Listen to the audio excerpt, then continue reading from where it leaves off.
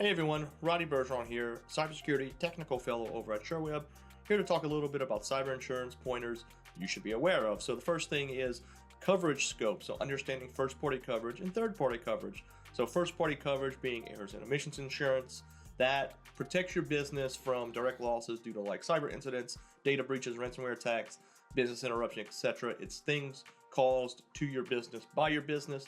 And then the second thing is third-party coverage. So that covers legal liabilities arising from data breaches that affect your clients, including things like lawsuits and regulatory fines. The second thing to be aware of is policy exclusions. So understanding exclusions like what is not covered or covered as a policy, such as certain types of cyber incidents, geographic limitations, pre-existing vulnerabilities, etc. And just make sure you review those exclusions to make sure there's like no surprises when you make a claim, either for your business or if you're working on behalf of a client. Third thing, security requirements. So like many insurance require specific security measures to be in place, such as multi-factor authentication, regular backups, endpoint protections, EDR, sometimes MDR, forensics, etc. So ensure your security practices meet the insurer's requirements to qualify for coverage, and that you can provide evidence that those services are being provided or that you have certain protections in place. Number 4, incidents response and reporting. So know the insurer's expectations for reporting incidents. Some policies require breaches to be reported within a specific time frame to be eligible for coverage.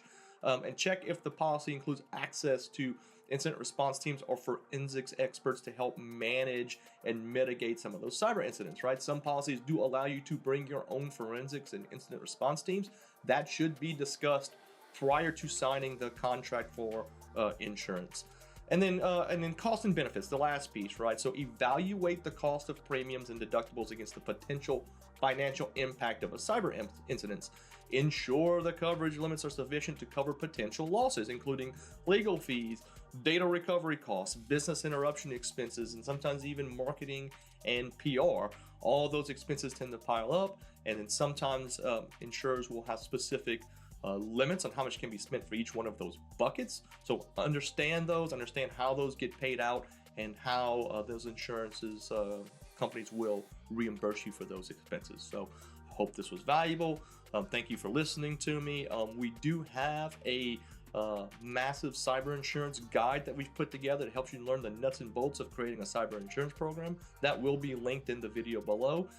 Thank you and have a great day.